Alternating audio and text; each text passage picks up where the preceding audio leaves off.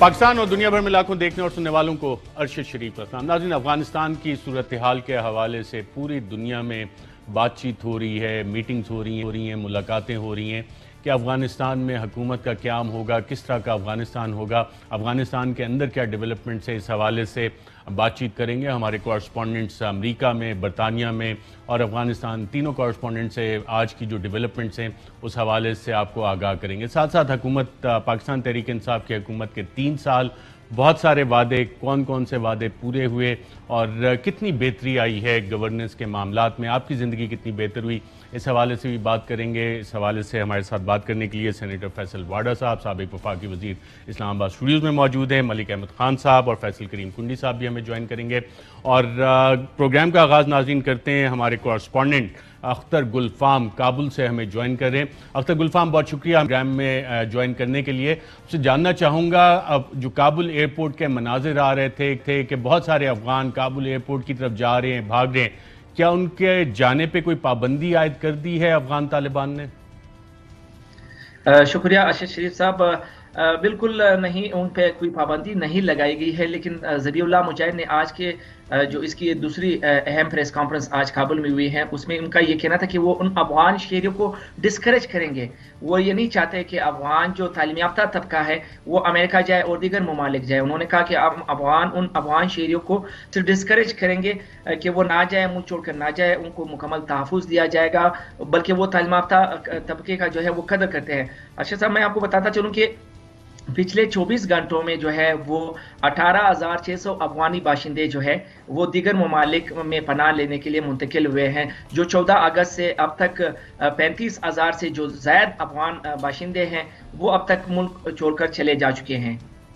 Right, 35,000 मुल्क छोड़ के जा चुके हैं। मैं सिर्फ नाज़रीन को चंद मनाजिर दिखा दूं कि जो अफ़गानिस्तान छोड़ के गए, और कतर काफ़ी सारी इवैक्यूएशन हुई थी। कतर में अमरीकी बेस है, अल उदैद एयर बेस दोहा में, इसको डिस्क्राइब किया जा रहा है और बाकायदा तौर पे जो खबरें आ रही हैं कि लिविंग हेल, जो मनाजिर नाज़रीन आप देख रहे हैं ये अल उदैद एयर बेस के हैं, दोहा कतर, जहाँ पे के अफ़गान बाशिंदों को इवैक्यूएट किया गया। और वहाँ पे फैसिलिटीज़ जिस तरह की तवक्को की जाती है कि जनाब जब आप इतनी सारी इवैक्यूएशन कर रहे हैं तो वहाँ फैसिलिटीज़ प्रोवाइड की जाएँ, वो फैसिलिटीज़ वहाँ पे अवेलेबल नहीं है। जो उनके वहाँ पर रहने के हालात हैं, इंतहाई खस्ता हालत में वहाँ पर रह रहे हैं। इसके मुकाबले में जो कतर हुकूमत ने इंतजामात किए हैं इन महाजरीन के लिए जो अफगानिस्तान छोड़ के जा रहे हैं वो बहुत बेहतर हैं, जो कि अमरीकी अल उदैद एयर बेस पे आपको मनाजिर और तस्वीर में इस वक्त नज़र आ रहा है। और इस हवाले से जब पेंटागन स्पोक्समैन जॉन कर्बी से सवाल जवाब हुए तो उन्होंने कहा कि जनाब एक्सक्यूज़ कोई नहीं बना रहा और इतनी जल्दी इतनी तेज़ी से ये इनखला हुआ कि उसके लिए गालिबन तैयार नहीं थे। अख्तर गुलफाम, आपसे ये भी जानूंगा, पंजशेर वैली के हवाले से जो इतलात आ रही थी, कुछ फुटेजेस वगैरह भी सर्कुलेट कर रही हैं, वहाँ पे आपके पास क्या इतलात हैं? काबुल में अफगान तालिबान इस हवाले से क्या कह रहे हैं? देखिए जी, मैं सबसे पहले पंजशेर पे बातचीत करने से पहले मैं आपको बता दूं कि मुल्ला अब्दुल गनी बरादर से आज कतर का जो खुसूसी एलची बराए अफगानिस्तान है, उन्होंने इसी होटल में जहाँ पे हम मौजूद हैं उन्होंने आज मुलाकात की है। तो उनका ये इसी हवाले से भी बातचीत हुई है, ज़राए से जो हमें कंफर्मेशन मिली है। ताहम पंजशेर वैली की तरफ जो है वो तालिबान के ने चारों तरफ से जो है वो मुहासरे में ले रखा है। आज भी ज़बीउल्लाह मुजाहिद ने अपने प्रेस कॉन्फ्रेंस में कहा कि पिछले 10 दिनों से जब से उन्होंने इमारत इस्लामी का ऐलान किया है, कोई खून नहीं बहा है, किसी अफगान शहरी का कत्ल नहीं हुआ है, कोई माँ नहीं रोई है, कोई बहन विधवा नहीं हुई है। और अफगानिस्तान में अमन की एक फ़िज़ा जो है वो जो पिछले 20 साल से नहीं थी, वो फ़िज़ा अब बहाल हो गई है। इनका ये कहना था कि पंजशेर वैली जो है वो बातचीत के ज़रिए जो है वो उसमें जो है वो इक़दाम करें कि बातचीत के ज़रिए जो है वो पंजशेर वैली जो है वो बातचीत के ज़रिए इस मसले का हल निकाले। ख़ुद अहमद मसूद भी यही चाहते हैं कि वो इस मसले का हल जो है वो बातचीत के ज़रिए हल करे। ताहम अहमद मसूद जो है वो अहम तालिबान साबिक़ दौर हुकूमत के वज़ीर पे जो है उनका ट्रस्ट है। और आज भी हमारे पास जो इतलात है कि इस हवाले से मुल्ला तुराबी ने बड़े अहम किरदार प्ले किया है। अहमद मसूद हुकूमत में हिस्सा मांग रहे हैं, जो बातचीत हो रही है कितने सूबों की गवर्नरशिप मांग रहे हैं, और कोई अहम वजारत भी मुज़ाकरात में शामिल है कि खारजा अमूर अहमद मसूद देखें, इस तरह की बातचीत सामने आ रही है? बिल्कुल इस तरह की बातचीत सामने आ रही है, लेकिन सबसे पहले वो इस बात की गारंटी चाह रहे हैं कि तालिबान जो है वो इन फ्यूचर इनके साथ कोई इस तरह का रवैया इख्तियार नहीं करेंगे जिससे इनको नुकसान हो या इनके इलाके के लोगों को नुकसान हो। सबसे पहले वो ये गारंटी चाह रहे हैं, जिसका मुल्ला तुराबी ने जो है उसको मुकम्मल यकीन दहानी करा दी है। ताहम वो कोई अहम ओहदे की भी ख्वाहिशमंद है। ताहम तर्जुमान तालिबान ज़बीउल्लाह मुजाहिद या दीगर जो तालिबान ज़राए हैं हमारे, उन्होंने इस बात की कोई कंफर्मेशन नहीं की है कि अब तक उनकी तरफ से किस ओहदे की ख्वाहिश का इज़हार किस किस्म की डिमांड आ रही है। अख्तर गुलफाम, बहुत शुक्रिया हमें काबुल से जुड़ने के लिए, अपना ख्याल रखिएगा। नाज़रीन, अब आपको अमेरिका लेके चलते हैं जहाँ जहाज़ेब अली हमारे खसूसी नुमाइंदे हमें ज्वाइन कर रहे हैं। बहुत शुक्रिया जहाज़ेब हमें ज्वाइन करने के लिए। 31 अगस्त की डेडलाइन इसका अनाउंस किया गया था, फिर प्रेसिडेंट जो बाइडेन ने कहा हो सकता है कि ये एक्सटेंड हो जाए। अब क्या 31 अगस्त की डेडलाइन पे स्टिक करेगा अमेरिका? नेटो अफवाज और वहां से इनखला उनका 31 तक मुकम्मल हो जाएगा? अर्शद साहब, थैंक यू सो मच। कल तक तो सदर बाइडेन यही कह रहे थे कि इस तारीख में तोसी की जा सकती है, क्योंकि मुमकिन नजर नहीं आ रहा था कि 31 अगस्त तक अमरीकियों समेत तमाम गैर मुल्कियों और एसओवीज वीजे के बढ़ानियों उनको वहां से निकाल लिया जाए। लेकिन जैसा कि आपको खुद मालूम है, तालिबान ने धमकी दी कि 31 अगस्त के बाद वो किसी किस्म का भी काबुल एयरपोर्ट पर अमरीकी फौज की जो मौजूदगी है उसको कबूल नहीं करेंगे और उसका कंट्रोल भी संभाल लेंगे। इस हवाले से जो CIA के डायरेक्टर हैं विलियम बर्न्स, उनकी भी मुलाकात हुई मुल्ला हैबतुल्लाह से, जिसमें मुतवक्का तौर पर अमरीकी मीडिया बता रहा है, उनको बता दिया गया है कि 31 अगस्त के बाद अमरीकी फौजियों की मौजूदगी जो है वो काबिल कबूल नहीं है। और यही जाजेब, इस हवाले से हम ये भी नाज़रीन को बता दें कि वाशिंगटन पोस्ट की जिस खबर का आप हवाला दे रहे हैं अमरीकी ज़राए अबलाग का, तालिबान ने इसको डिनाई किया है, लेकिन वाशिंगटन पोस्ट अगर खबर दे रहा है तो इसमें यकीनन कोई मुलाकातें बैकग्राउंड में यकीनन किया क्या समझा जा सकता है कि हो रही होंगी।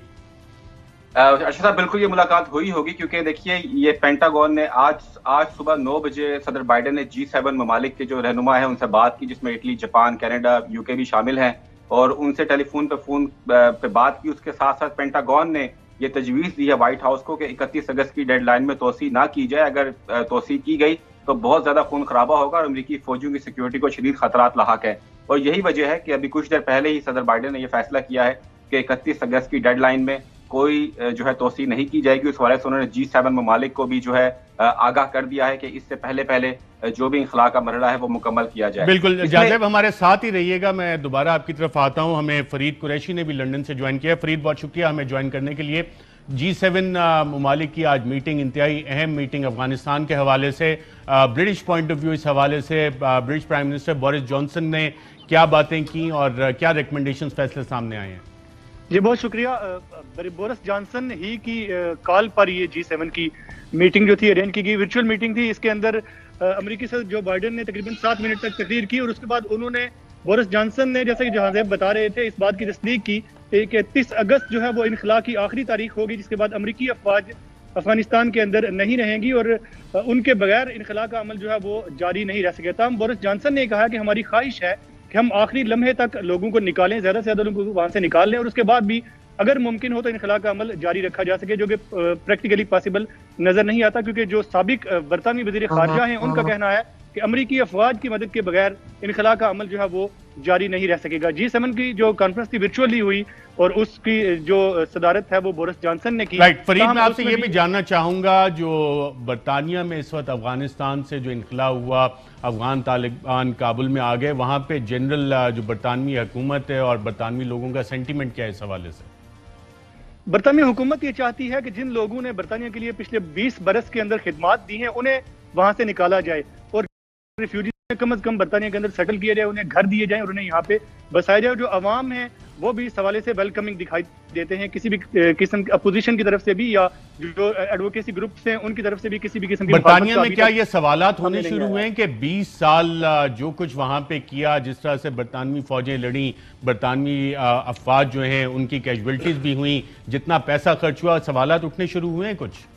जी बिल्कुल, ये अपोजिशन की तरफ से भी और मीडिया की तरफ से भी सवालात किए जा रहे हैं कि 20 साल तक हमने वहां पे क्या क्या पाया, और उसके अलावा जो अमरीकी हुकूमत है उस पर भी एतराज किया जा रहा है कि हमारे इत्तेहादी थे और उन्होंने हमें एतमाद में नहीं लिया। बरतानी हुकूमत ने आखिरी वक्त तक कोशिश की, बोरिस जॉनसन ने, कि अमरीकियों को इस बात पर कायल किया जाए कि इनखला में भी तोसी की जाए ताकि ज्यादा से ज्यादा लोगों को निकाला जा सके, लेकिन उस पर वो नहीं माने, और जो 20 साल के अंदर वहां पे क्या खोया क्या पाया, इस हवाले से एक बड़ी डिबेट जो है बिल्कुल ठीक है, बड़ी डिबेट हो रही है। मैं जाज़ेब आपसे भी जानना चाहूंगा, वाशिंगटन जहां पे आप मौजूद हैं, बहुत सारी पॉलिसीज बनती हैं, चीजें होती हैं, और अफगानिस्तान में अफगान तालिबान की हुकूमत, इस हवाले से पाकिस्तान को किस लेंस से देखा जा रहा है? देखिए, टोटल फेलियर है, क्यास है पूरी। और पाकिस्तान का मामला ये है कि ये सारी हिकमत अमली जो बाइडेन इंतजामिया की इस वक्त नजर आ रही है, उन्होंने पाकिस्तान के मशवरे पर अमल ही कोई नहीं किया। पाकिस्तान ने ये जो कुछ भी इस वक्त अफगानिस्तान में हो रहा है, इस हवाले से अमेरिका को बहुत पहले आगाह कर दिया था। आपको भी शायद मालूम है, इस हवाले से पाकिस्तान अपने कंसर्न्स बताता रहा है। पाकिस्तान इस हक में नहीं था कि आप फौरी तौर पर एकदम यहाँ से पुल आउट कर जाएं। आप कहते थे तो इसको पीस नेगोशिएशन से कहते थे, मफाहमती अमल है, लेकिन ये पुल आउट अमल था, एक पुल आउट डील थी जो कि तालिबान के साथ अमेरिका ने की, यहाँ से भागना चाह रहे थे।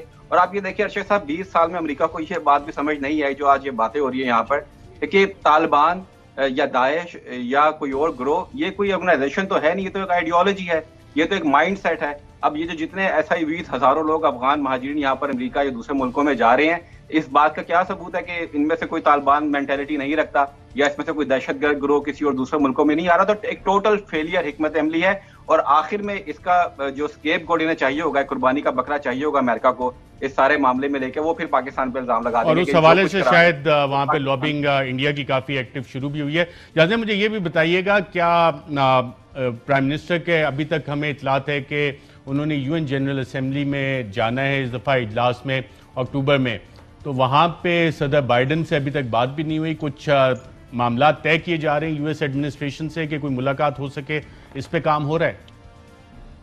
अरशद साहब, 9 माह हो गए हैं जब ये दरख्वास्त गई थी कि वज़ीर आज़म इमरान खान बाइडेन से बात करना चाहें टेलीफोन पर, लेकिन 9 माह गुजरने के बावजूद अब तक कोई टेलीफोन कॉल तो नहीं आई। लेकिन अब ऑब्वियसली नेक्स्ट मंथ सितंबर में UN का बड़ा अहम जनरल असेंबली का सेशन है, और ज़राए ने तस्दीक की है कि वज़ीर आज़म इमरान खान इस सेशन में शिरकत के लिए न्यूयॉर्क में आएंगे। ऑब्वियसली फिर न्यूयॉर्क में साइड लाइन्स के ऊपर दीगर रहनुमाओं से मुलाकातें होती हैं। आपको याद है पिछली मरतबा भी जब वो आए थे 2 साल पहले, लास्ट टाइम तो कोविड की वजह से नहीं हो सका इजलास, तो ट्रम्प से भी मुलाकात हुई थी साइड लाइन पे। तो इसी तरह की एक मुलाकात की कोशिश की जा रही है कि साइड लाइन के ऊपर जहाँ दीगर रहनुमाओं से मुलाकात हो रही है, वहाँ सदर बाइडेन के साथ भी एक मुख्तसर एक खुसूसी मुलाकात हो जाए। व्हाइट हाउस में ज़राए हैं, जो हमारी WSC है, व्हाइट हाउस कॉरेस्पॉन्डेंट एसोसिएशन है, उनके मेरी कुछ रिपोर्टर से बात हो रही, तो उन्होंने तस्दीक की है कि इस तरह की रिक्वेस्ट मौजूद है व्हाइट हाउस में, लेकिन अभी तक व्हाइट हाउस ने इस हवाले से कोई रद्दमल नहीं दिया, कोई जवाब नहीं दिया। लेकिन पाकिस्तान अपनी जबरदस्त किस्म की कोशिश कर रहा है किस तरह से मुलाकात तय हो जाए, ताकि जो डिफरेंस है, जो लैक ऑफ कम्युनिकेशन है लीडरशिप में पाकिस्तान और अमेरिका में, उसको दूर किया जा सके। जाज़ेब अली और फरीद कुरैशी वाशिंगटन और लंदन से हमें ज्वाइन किया, आप दोनों का भी बहुत शुक्रिया। नाज़रीन, हमारे पैनलिस्ट हमारे साथ मौजूद हैं और मैं गुफ्तगू का आगाज़ वहीं से करूँगा जो जाज़ेब अली ने बात की कि शायद पाकिस्तान को स्केपगोट बनाने की कोशिश की जाए, और अमेरिका ने पाकिस्तान के मशवरे नहीं सुने। सिर्फ अमेरिका ही नहीं इसका एतराफ़ कर रहा, Indian national security adviser Ajit Doval भी इससे पहले कई दफ़ा ये कह चुके हैं, बल्कि गालिबन आज से चंद साल पहले किया, बड़े फ़ख्र के साथ उन्होंने बताया कि जनाब किस तरह से अफ़गान नेशनल सिक्योरिटी फोर्सेस हैं उनको खड़ा किया गया, और पाकिस्तानी जर्नलों से जो उनकी मुलाकात हुई वो क्या कह रहे थे और ये क्या कहते रहे अमेरिका को वहाँ साफ कर रहे हैं कि जो पाकिस्तानी असेसमेंट थी, पाकिस्तानी जर्नलों की असेसमेंट थी मुतअद्दिद की, वो बिल्कुल सही साबित हुई।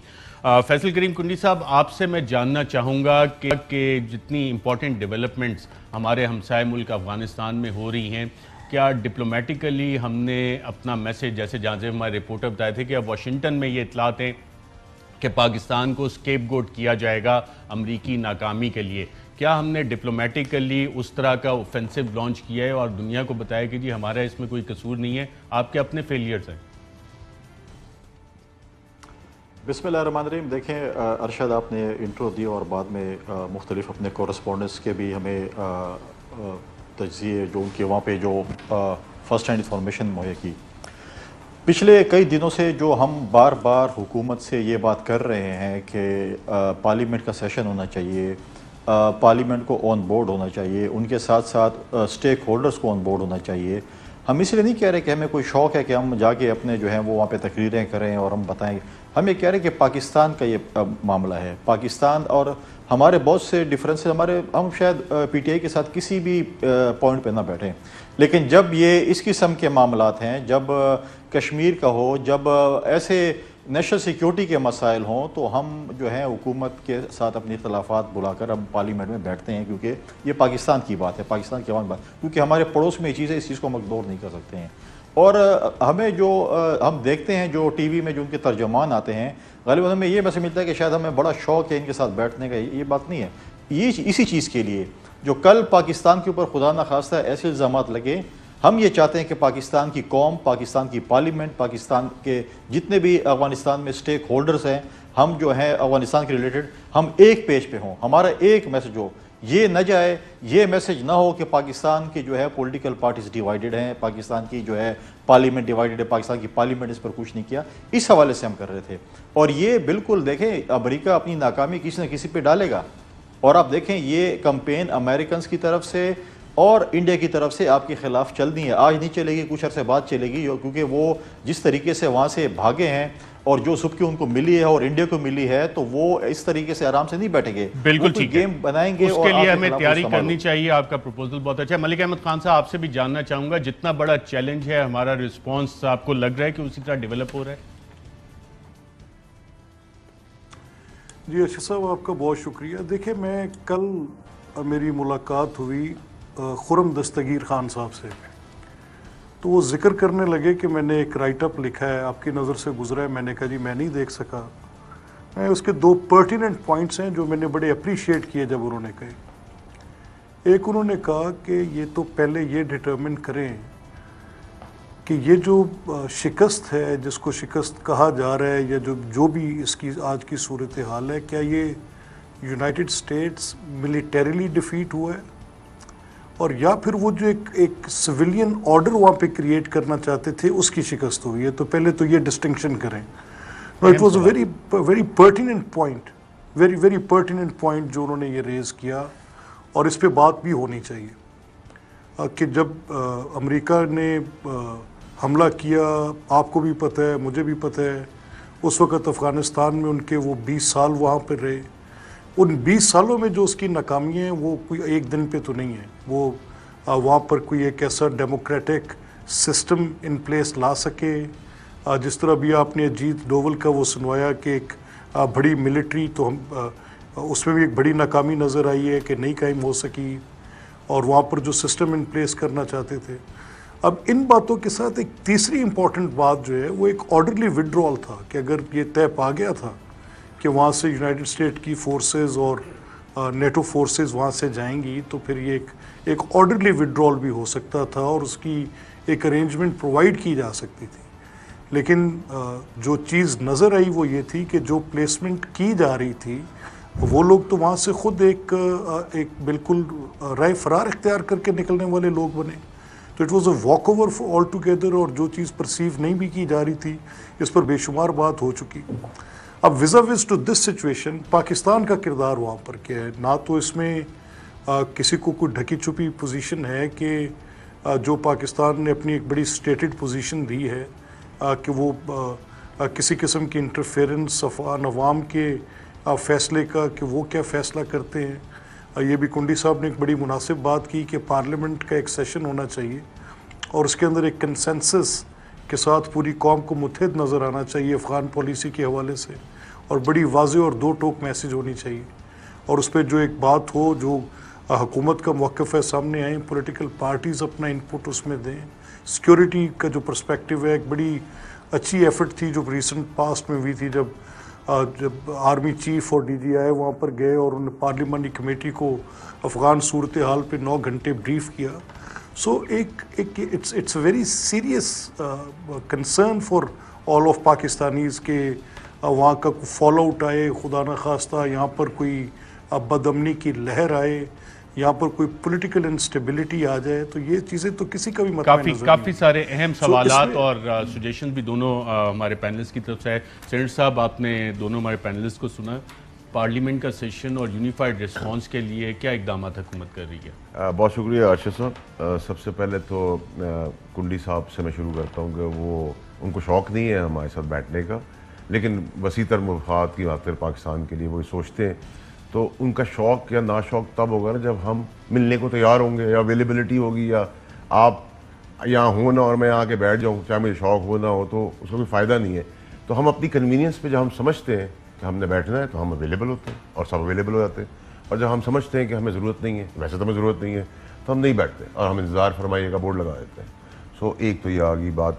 दूसरी बात ये कि पार्लियामान की जहाँ तक बात करें, हम चाह रहे हैं कि वो जो मजबूरी के तहत PDM CDM का चक्कर वापस चल रहा है, तो अगर पार्लियामेंट हम इजलास बुला देंगे फिर तितर बितर हो जाएंगे जो 6 7 8 आदमी जमा होते हैं। तो हम चाहते हैं कि वो PDM को भी हम थोड़ी स्ट्रेंथन देना, थोड़ी यहाँ छुट्टी कराएं, तो PDM भी तो एक बहुत बड़ा मसला है पाकिस्तान की अपोजिशन का, तो थोड़ा यूनाइट हो जाए तो थोड़ा मज़ा भी आए, कुछ गपशप में ही बात हो, पाकिस्तान के लिए बेहतरी हो। जहाँ तक मलिक अहमद ख़ान साहब ने कहा, फिलासफिकल आदमी है, बड़ी अच्छी बात करते हैं। हमारा तो मुद्दा बड़ा ठीक सा सीधा सा सिंपल ये है कि जी हम अमन चाहते हैं। 2700 किलोमीटर का हमारा बॉर्डर है अफगानिस्तान के साथ, हम उनको मशवरा दे सकते हैं, इम्पोज नहीं कर सकते, मजबूर नहीं कर सकते।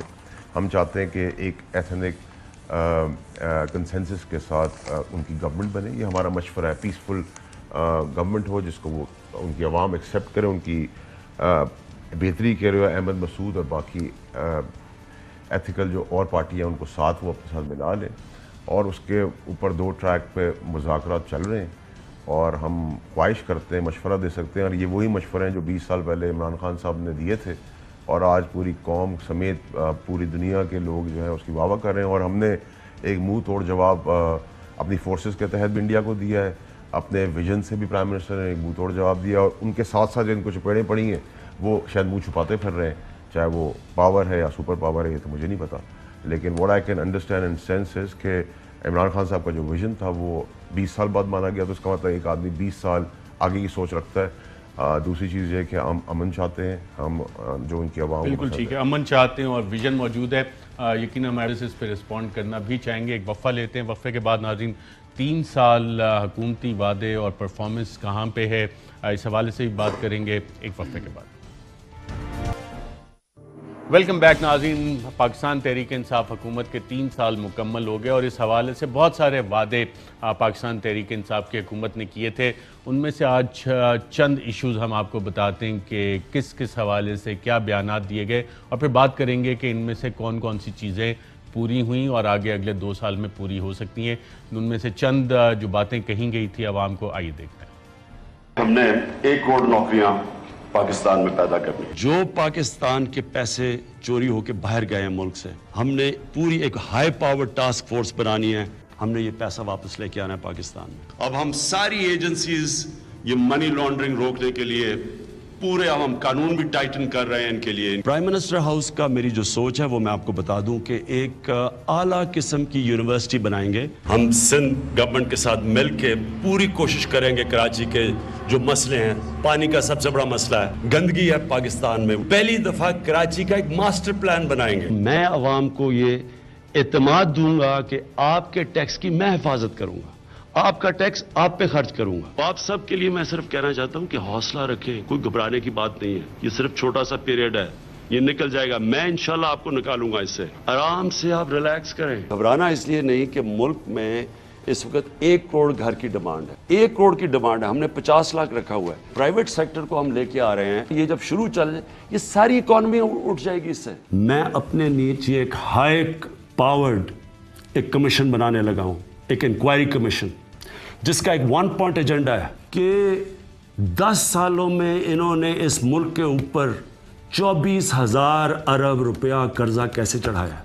जो इक्तदार में होंगे ये मेरी कमीशन इनको पूरी तरह इन्वेस्टिगेट करेगी। इस वक्त अल्लाह का करम है कि फॉरेन इन्वेस्टर्स इंटरेस्टेड हैं, आ रहे हैं। देखेंगे आने वाले दिनों में कि इन्वेस्टमेंट बढ़ती जाएगी। 2019 हमारा मुश्किल साल था, 2020 ये है पाकिस्तान में वो साल जब एक मुल्क ऊपर की तरफ अब जाएगा। जो आज हमने खास तौर पे कदम उठाए हैं, आप देखेंगे कि अब महंगाई नीचे आएगी। ये जो माफियाज बैठे हुए हैं जो इस मुल्क में महंगाई करते हैं पैसे बनाने के लिए, एक एक माफिया को हम पकड़ेंगे। मसलन चीनी और आटा ये जो महंगा हुआ है इसमें हमारी कोताही है, मैं मानता हूं, और मैं ये आज आपको कह रहा हूं कि इसके ऊपर पूरी इन्वेस्टिगेशन हो रही है। जो भी इसमें मुलव्वस होगा इनको किसी को छोड़ेंगे नहीं हम। मैंने फैसला किया कि हमने अब और बिजली की कीमतें बढ़ानी नहीं, क्योंकि लोग और बोझ बर्दाश्त नहीं कर सकते। ये अब हम अपने ऊपर प्रेशर डालेंगे कि हमारे तकरीबन अब 2.25 साल हैं और जितना भी अब बाकी टाइम रह गया, हमें अब अपनी जो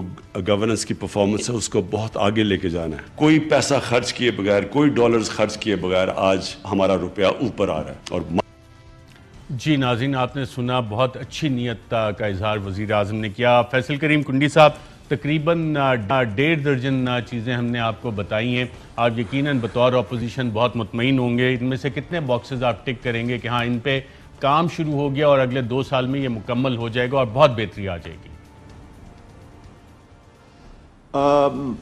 अरशद भाई, मैं इससे जाने से पहले सिर्फ एक पॉइंट की बात करना चाहता हूँ कि आपकी बड़ी एक विजिलेंट टीम है, बहुत अच्छी चीज़ें हैं। मैंने जो अपना शुरू में जो अपना अफगानिस्तान के मुतालिक बयान दिया था और फिर जो जिस गैर संजीदगी से फैसल साहब ने उस पर रिप्लाई किया, मैं बड़ा परेशान इसलिए था और हम इसलिए परेशान हैं क्योंकि इनके कल जो एक स्पोक्स पर्सन है, खातून है नीलम इरशाद शेख साहबा, उन्होंने को मैंने बोल्ड टीवी पे जब उनका मैंने बयान सुना और शायद आपकी टीम ने भी सुना होगा या नहीं सुना, जिसमें उन्होंने स्टेटमेंट दी थी कि हम तालिबान आके पाकिस्तान हमारे साथ मिलकर कश्मीर फतह करेंगे।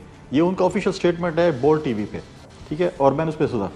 तो ये तो इनका हाल है। फिर ये कहते हैं हम इंतज़ार, हमें कोई इंतज़ार फरमाई का बोर्ड हटा दें। हमें पता है कि आप कश्मीर पे नहीं बैठना चाहते, आप इंडिया पे नहीं बैठना चाहते, पाकिस्तान की सलामती पे जो वाहिद एक शख्स गैर हाजिर होता था वो इमरान खान ही होता था। हमें पता है कि आप गैर संजीदा लोग हैं। और जहाँ तक आपने अभी 1 दर्जन या 1.5 दर्जन या 2 दर्जन चीज़ें गिनवाई, आप मुझे बताएं इस पर कौन सी चीज़ पर इम्प्लीमेंट हुआ? यूनिवर्सिटी बन गई, महंगाई कम हो गई। पहले तो ये कहते हैं कि जब इस वक्त पेट्रोल की हाईएस्ट प्राइसेस हैं पूरे तारीख में, पाकिस्तान की तारीख में, पहले तो ये कहते थे कि ये पैसे होते थे तो ये करप्शन होती और ये लीडरशिप के घर में जाती थी। अब हमें ये बता दे पीटीआई की लीडरशिप ये इनके घर में कहाँ पर जाती है? अब पेट्रोल महंगा है, क्या हम बिजली के बिल जला दें? आप तो कहते हैं बिजली के बिल जला दिया करें।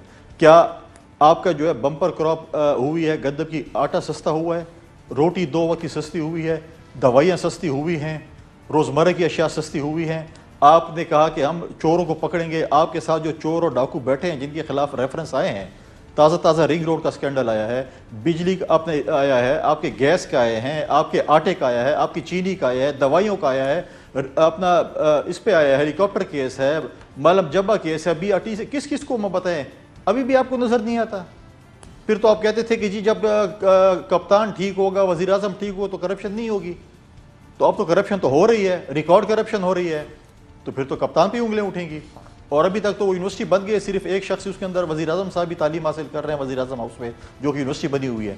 तो ये तो इनके हालात है। इन्होंने जो वादे किए थे 1 करोड़ नौकरी के, बताएं कितनी नौकरी, कितने लोगों को बेरोजगार किया है और कितने लोगों को आपने नौकरियां दी हैं? घर कहाँ पर, आप मुझे बताएं ना कि कहाँ पर इन्होंने घर आज गरीब बंदे को दिए हैं? चलें, हाँ, कुछ जगहों पे दिए जो सेनेटर साहब से आपने ये हमारे सारे दौर में शुरू हुए थे वो दिए इन्होंने। राइट, सेनेटर साहब रिस्पॉन्ड करना चाहेंगे इस पे? मैं सब पे रिस्पॉन्ड, ये सारे के सारे जो 15-16 चीज़ें बताई गई थी, इनमें से कितनी पूरी हो गई हैं? अर्शद साहब देखें, आपने 18 चीज़ों का जिक्र किया है, 1.5 दर्जन। मैं 1.5 दर्जन ही चीज़ें आपको गिनवा देता हूँ, ताकि आप 150 की लिस्ट देते तो मैं 150 गिनवाता। पहला आ जाए वज़ीर आज़म की ईमानदारी कि वो खर्चा अपनी प्राइम मिनिस्टर होते हुए खुद उठा रहा है। जो चीफ मिनिस्टर हाउस सिंध का खर्चा है, उसके खर्चे का 10वां हिस्सा वज़ीर आज़म का ऑफिशियल है। यानी कि अगर CM सिंध या CM पंजाब 10 रुपये खर्च करें तो प्राइम मिनिस्टर जो उन सब का बॉस है उसका खर्चा 1 रुपये है। और उसका घर का खर्चा टैक्स पेयर की मनी से नहीं जा रहा, उसकी सड़क भी टैक्स पेयर नहीं बना रहे, वो खुद अपनी जेब से बना रहे। सिक्योरिटी भी 72 गाड़ियों का काफिला लेके चला, 4 गाड़ियों का काफिला लेके चला, वो भी ब्लू बुक के अलावा चांस नहीं, वरना कोशिश करते हैं खुद चला ले या चले जाए। ठीक है जी। फिर आ जाए इंटरनेशनल फोरम्स पे कश्मीर का मुद्दा उठाया, किसने आंखों में आंखें डाल के बात की आज तक?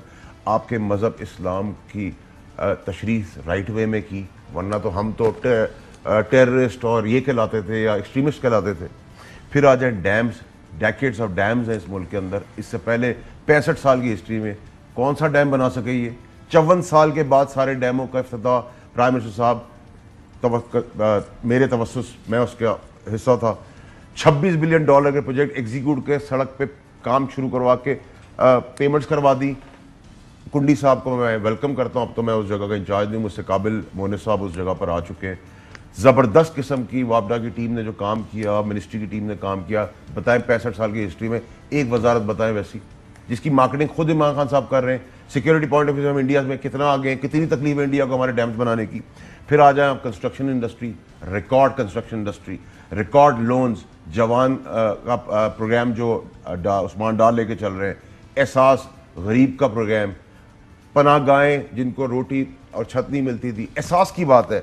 फिर आप आ जाए करंट अकाउंट डेफिसिट, इंपोर्ट्स के बिल्स को आपने इक्वलाइज किया। उसके बाद आप आ जाए इनकी $15 की जो बिजली है जिसकी कीमत $4 है पूरे दुनिया के अंदर, उस चोरी जो अब तक चल रही है और 15 साल के कॉन्ट्रैक्ट गवर्नमेंट को पाकिस्तान के नाम से करके उसके कर्जे हमने उतारे। फिर आप आ जाए record stock exchange, record car sales, record motorcycle sales. मैं नहीं कह रहा, ये आपके आदाद और शुमार बता रहे हैं। उसके बाद नैब की रिकवरी इनके 35 साल के दौर में दोनों पार्टियों ने 2.25 बिलियन की, हमने 5.85 बिलियन की, जो कि कम है हमारे हिसाब से, लेकिन इनका 35 साल, हमारा 3 साल। उसके बाद आप जाए टेक्सटाइल इंडस्ट्री, आप मुझसे ना पूछे, आप कुंडी साहब से ना पूछिए तो हमें गाली बुरा भला कहने को बैठे हुए। आप अकील डैडी साहब को ले लाइन पर, आप आरिफ हबीब को ले, आप टब्बा को ले, आप टाटा को ले, आप बरनास को, नुमान शेख साहब को ले, इन सब को ले, इंडिपेंडेंट लोगों को लेना और दीगर बिजनेसमैन को ले, उनसे पूछे। टाटा इंडस्ट्रीज ने, टाटा ग्रुप ने 1 लाख टन की स्टील में लगाई, रिकॉर्ड 17 महीने के अंदर इस अदवार में। आज कितनी लगाने जा रहे हैं? 7 लाख टन की। जनवरी में कितनी कर रहे हैं? 2.5 लाख टन। उसके 8 महीने बाद कितनी कर रहे हैं? 7 लाख। ये कैसे ग्रोथ हो रही है?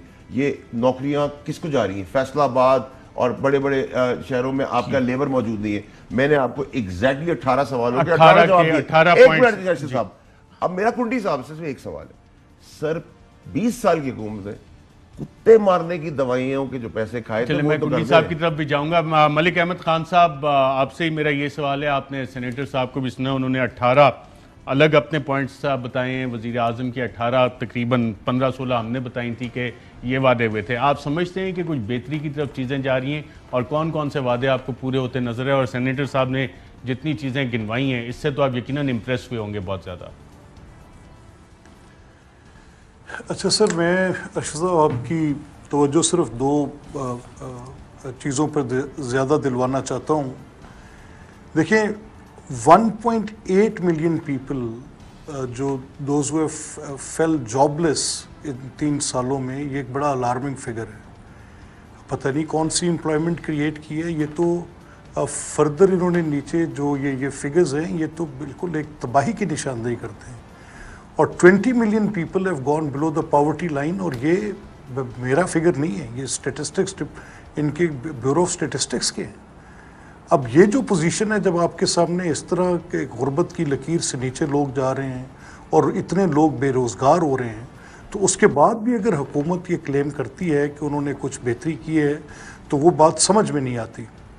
सेकेंडली जो इनकी मुझे एक बड़ी रीज़न बियॉन्ड अंडरस्टैंडिंग है कि वंस द प्राइम मिनिस्टर खुद ये एडमिट करते हैं कि चीनी और गंदम के मामले में ये हमारी कोताही है, और उसके बाद कोई 1.5 साल एक वीट पॉलिसी जो पहली थी उसको स्क्रैप करते हैं, लेकिन कौन सी पनिशमेंट्स हैं मुझे बताएं। अभी तक हमारे सामने ये इस एडमिशन के बाद प्राइम मिनिस्टरियल लेवल पे ये एडमिशन है, और उसके बाद कोई जो पनिशमेंट्स हैं, या if any head has been rolled, या किसी को ज़िम्मेदार ठहराया गया है, और किस कमीशन के नतीजे में, किस कमेटी प्रोसीडिंग्स के नतीजे में, या किस इंक्वायरी के आउटकम के तौर पे किसी एक को रिस्पॉन्सिबिलिटी जो है वो अटैच की गई है। रादर किया ये गया है कि चीनी के जो मामले थे उसमें एक बिल्कुल overarching based upon the false premises जो कोर्ट्स में जाके एब्सोल्युटली स्ट्राइक डाउन हो रही हैं। इनकी उन इंक्वायरीज़ को समझा जा रहा है कि एक ऑडिटिंग के प्रोसेस में से कुछ चीज़ें उठाकर एक बिल्कुल जो बेस लाइन थी उसमें से कोई without referring to their own जो पॉलिसी उन्होंने खुद मुरतब की थी उसकी तरफ गए बगैर। तो जब एक हुकूमत खुद ये तस्लीम कर ले, बताएं मुझे किस महज़ब माशरे में ऐसे होता है कि हुकूमत अपनी नाकामी का एतराफ़ करे, बिलियंस ऑफ रुपीज़ की लोगों के ऊपर उसकी प्रेशर आए, और उसके बाद कुछ लोग उससे बड़ी प्रॉफिटेरिंग भी करें, ना हुकूमत के किसी ज़िम्मेदार के गले में कोई चीज़ जाए और ना उस प्रॉफिटेरियर के गले में कोई चीज़ जाए। ये कैसा मजाक है? ये किस तरह का एक क्लेम है? और उसके बाद फिर आप फर्दर आप ये आके कहते हैं अब ये आपने before coming into the government आपने अपना 100 डेज प्लान दिया, आपने कमिट किया कि आप 50 लाख घर, आपके पास कोई ऐसा फॉर्मूला है। आज आप कह रहे हैं कि बैंक्स की फाइनेंसिंग और हाउसिंग सेक्टर अपने प्राइवेट सेक्टर के तौर पे आपसे ज़्यादा ग्रो कर रहे हैं। उसमें अगर आपने बैंक्स की इन्वॉल्वमेंट की है या बैंक्स उसमें फाइनेंसिंग प्रोवाइड कर रहे हैं, तो उसमें बैंक की अपनी कमर्शियल रीजनिंग्स अवेलेबल की हैं। पहले आपके उस प्रोग्राम के तहत जो नया पाकिस्तान हाउसिंग था उसकी कितनी कंट्रीब्यूशन है, या फिगर आउट करके देख लें। ये इट इज एब्सोल्युटली बिजार। बिल्कुल ठीक है। आप जब बात करते हैं सर, आप रियलिटी से डाइवोर्स करके बात करते हैं। पॉइंट सेठ साहब कहना चाहे थे हाउसिंग लोन्स और बैंक्स के हवाले। सर देखिए, जो प्राइम मिनिस्टर हाउसिंग स्कीम है, ये पहली दफा हुआ है जिसके अंदर कानून में अमेंडमेंट हुई है, और जो कानून के अमेंडमेंट के बाद जो बैंक्स की रिक्वायरमेंट थी फोरक्लोज क्लॉजेस की, उसके बाद उस प्रोग्राम के तहत बैंक लोन देने आगे बढ़े हैं अपनी मर्जी से, अपनी फाइनेंस और प्रॉपर्टी पे तो लोन ही नहीं मिलता था। मैं मलिक अहमद साहब को चाहता हूं कि वो लॉयर भी हैं, साथ बैठ जाए, फिगर्स भी बैठ जाते, पेपर्स भी बैठ जाते हैं। ठीक है, लेकिन जो एक मलिक अहमद खान साहब ने बड़ा सवाल उठाया, एहतसाब तहरीक इंसाफ का नारा था, एहतसाब के अमल में कहाँ तक क्या अचीवमेंट हुई, इस पर भी बात करेंगे एक वक्त। वेलकम बैक नाज़रीन। सेनेट साहब, एहतसाब कितना एहतसाब हुआ 3 साल में? नारा नारा नारा, पाकिस्तान जिंदाबाद जिंदाबाद जिंदाबाद। ओके, चलिए एक चीज़ पे तो आपने माना कि सिस्टम को पूरा चेंज करने की ज़रूरत है। It needs lot of engineering, redesigning, क्योंकि जो सिस्टम उसमें चोरी प्रोटेक्ट होती है और जो चोर नहीं है वो फंस जाता है। Simple as that. बिल्कुल ठीक है। मलिक अहमद खान साहब, एहतसाब के नारे पे भी आपने देखा कितना ऑनेस्टली सेनेटर साहब ने एक्सेप्ट किया कि इस पे वाकई डिलीवरी नहीं हुआ और निज़ाम का कसूर है कि निज़ाम डिलीवर नहीं कर सका एहतसाब पे। तो यहाँ तो आप यकीनन एग्री करेंगे सेनेटर फैसल वाडा से? नहीं, देखिए सर, मैं ये मानता हूँ कि अगर आप एहतसाब को पॉलिटिकली मोटिवेटेड रखेंगे और वो सिर्फ टू सेटल योर अपने पॉलिटिकल ओपोनेंट्स को तकलीफ देने के लिए रखेंगे, तो फिर एहतसाब क्या उसके कोई समरात हो सकते हैं? वो तो प्रोसिक्यूशंस तो नहीं होंगी, परसिक्यूशंस होंगी। ठीक है, पॉलिटिकल विच हंटिंग, परसिक्यूशन, ये 2 चीजें होगी। बिल्कुल ठीक है। फैसल करीम कुंडी साहब, इस पे तो आप हुकूमत की ऑनेस्टी को मार्क्स देंगे, जिस तरह से एक्सेप्ट करें कि जी निज़ाम ऐसा है कि उसमें करप्शन को हम रोक ही नहीं सके। देखिए, पॉलिटिकल विक्टिमाइजेशन की जब आप एहतसाब ब्यूरो को इस्तेमाल करेंगे, अगवा बराए तावान के लिए इस्तेमाल करेंगे, जैसे कह रहे हैं हमने इतनी रिकवरी की है, कितने लोगों को आपने सजा दी है? अगर मैं चोर हूँ, मुझे टांग दे डी चौक के ऊपर, लेकिन आपने पॉलिटिकल विक्टिमाइजेशन की है। अगर सही एहतसाब होगा, मैं आपको गारंटी से कहता हूँ कि 90% पीटीआई की काबीना जो है वो अंदर होगी। 90%? आपने थोड़ा नंबर ज्यादा कर दिया, थोड़ा सा कम कर दें, थोड़ा सा कम कर दें। इससे तो पूछ ले, मैं 90 में, मैं अभी भी कहता हूँ अगर आप हो गए, मैं आपको कहता हूँ होगी। अगर आप 55-60 पे आ जाए तो शायद मैं एग्री कर कुंडी साहब, मैं 10% में हूँ या 90% में हूँ? चले उस पे, अब ये वाली आपने बात कर दी तो नाज़रीन, मैं एक ब्रेकिंग खबर नाज़रीन को दिखा दूं और दस्तावेज का दस्तावेज के साथ कि नाज़रीन, महंगी तरीन LNG की बिड्स इस हुकूमत को मौसूल हुई हैं और इसमें जो रेट इस हुकूमत को मिल रहा है अक्टूबर से लेकर नवंबर तक $22.5 पर MMBTU से लेके, और लोएस्ट बिड 17 की आई है, लेकिन वेरी ये कर रही है 22 से लेके 17 तक, और मेजॉरिटी आपके सामने हमने रेट दिखा दिया है कि जो बिड्स 7 कार्गोज जो हैं उनका जो रेट है हाईएस्ट एवर पाकिस्तान की तारीख में ये बिड्स आई हैं। अब हुकूमत इसको एक्सेप्ट करती है, किस तरह करती है, क्या करती है? तो फैसल करीम कुंडी साहब, बल्कि फैसल करीम कुंडी साहब नहीं, मलिक अहमद खान साहब, आपकी तो लीडरशिप ये फेस भी कर रही है केस। अब ये महंगी तरीन LNG खरीदी जा रही है, बिड्स आ रही हैं, अभी इस पर फैसला होना बाकी है, लेकिन ये महंगी तरीन बिड्स आई हैं। आप समझते हैं इसमें क्या हो रहा है, कुछ हो रहा है कि नहीं हो रहा? नहीं, देखिए ना, सोल क्रिटिसिज्म जो पिछली पूरी हुकूमत, lack of planning, forward planning नजर आ रही है आपको इस सारे मसले में? फैसल करीम कुंडी साहब, लैक ऑफ फॉरवर्ड प्लानिंग के, इतनी महंगी LNG, जब सस्ती तरीन LNG थी कोविड की वजह से दुनिया ने बुक किए अपने ऑर्डर्स और यहाँ फॉरवर्ड प्लानिंग नहीं हुई, क्या ये सही है? देखें, बिल्कुल ये इनकॉम्पिटेंस इस हुकूमत की, इनकॉम्पिटेंस, मैं बस 10 सेकंड है, इनकॉम्पिटेंस ये तो मान लेना कि आप महंगी तरीन LNG ले रहे हैं। तो जो इसका कंसर्न वजीर, उससे आप सवाल करें। कंसर्न वजीर से सेनेटर फैसल वाडा साहब, मलिक अहमद खान साहब, फैसल करीम कुंडी साहब, सबका प्रोग्राम में शिरकत का शुक्रिया। आज के प्रोग्राम में इतने इजाजत दीजिएगा, अल्लाह हाफ़िज़। अहम तरीन खबरें अब एक क्लिक की दूरी पर, आपके पसंदीदा टॉक शोज हों या अहम मुल्की या गैर मुल्की शख्सियात की न्यूज कॉन्फ्रेंसेस, हर लम्हा बाखबर रहने के लिए सब्सक्राइब करें हमारा YouTube चैनल। मौसम की सूरत हाल हो या खेल के मैदान से खबरें, अपने मोबाइल फोन से मुल्की और बैनुल-अक़वामी अहम खबरों तक रसाई के लिए डाउनलोड कीजिए मोबाइल ऐप। बावसूख ज़राए से मुसद्दिका खबरों, तज्ज़ियों और तबसरों से मुस्तफ़ीद होने के लिए विजिट कीजिए पाकिस्तान की सबसे बड़ी न्यूज वेबसाइट www.arYnews.tv। इन सब के अलावा पाकिस्तान का सबसे बड़ा फेसबुक पेज हो, सबसे बड़ा न्यूज इंस्टाग्राम अकाउंट या फिर ट्विटर, ARY न्यूज पहुंचा रहा है खबरें सबसे पहले आप तक, ताकि आप रहें हर लम्हा बाखबर।